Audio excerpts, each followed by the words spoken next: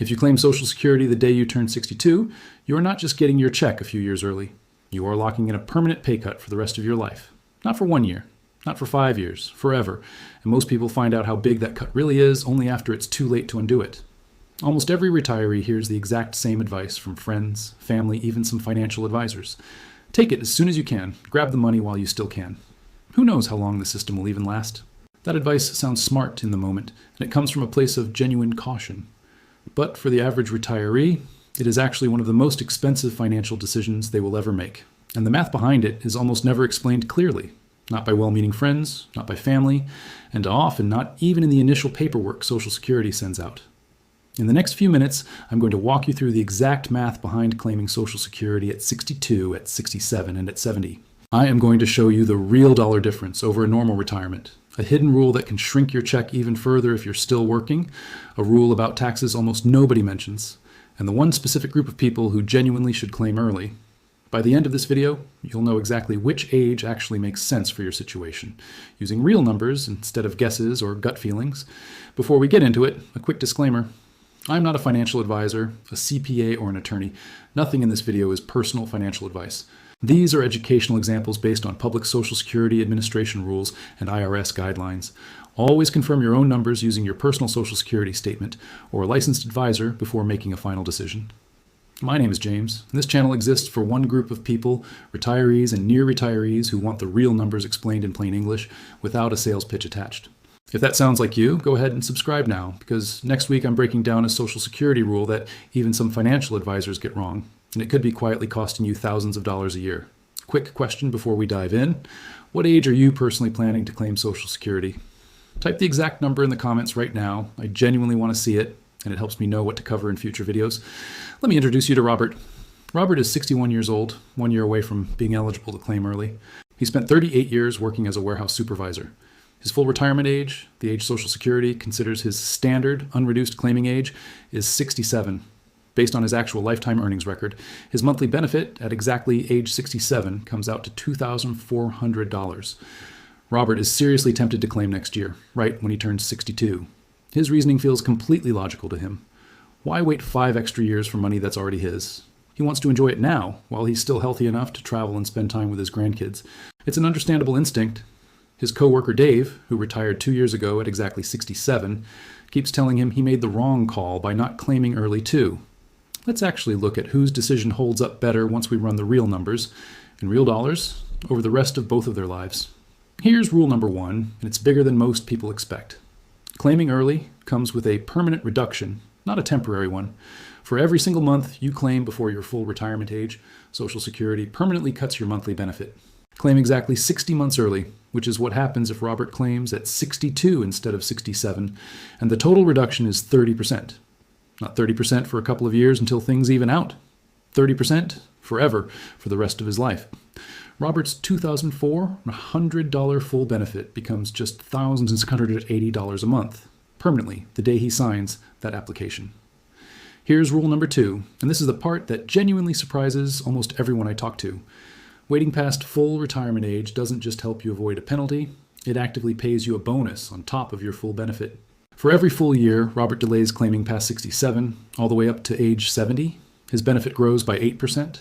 That's a guaranteed 8% increase every single year, backed by the federal government with zero market risk involved. If Robert waits all the way until 70, his $2,400 benefit grows to $1,876 a month. Let that sink in for a second. That's the difference between $1,680 and $2,976 every single month for the rest of his life, and it comes down entirely to one decision made at one point in time. Here's rule number 3, and this is the one that catches working retirees completely off guard.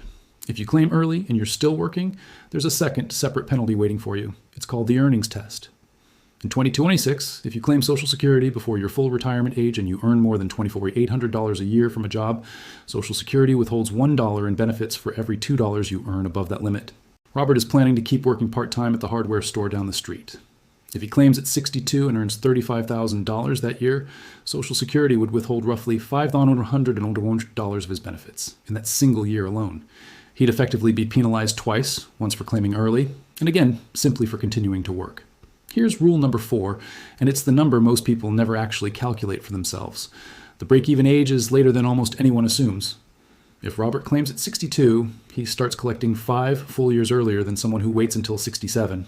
But because his monthly check is so much smaller, the person who waited eventually catches up in total lifetime dollars collected and then passes him. For Robert's specific numbers, the break-even point lands around age 78. Live past 78, which is increasingly common today given modern life expectancy, and waiting until 67 pays out more total money over Robert's lifetime. Live past 82 and waiting all the way until 70 pays out the absolute most of all 3 options. Here's rule number 5, and this is the one that affects spouses more than anyone else, but almost nobody thinks about it in advance. If Robert is married, his claiming decision doesn't just affect him, it directly affects his wife too, especially if she happens to outlive him, which statistically is common. A surviving spouse can eventually step into the higher of the 2 benefits being paid in the household, but only if the higher benefit was actually being paid while Robert was alive.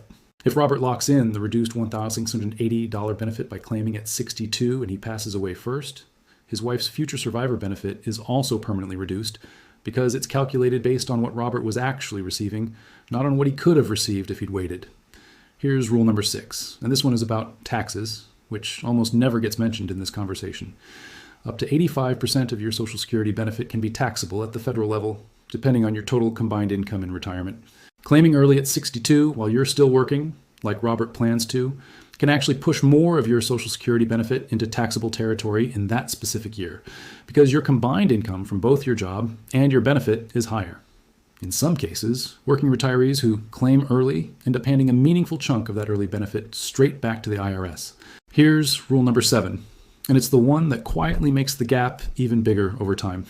Social Security applies annual cost of living adjustments, or COLA, to your benefit every year, no matter what age you claimed at.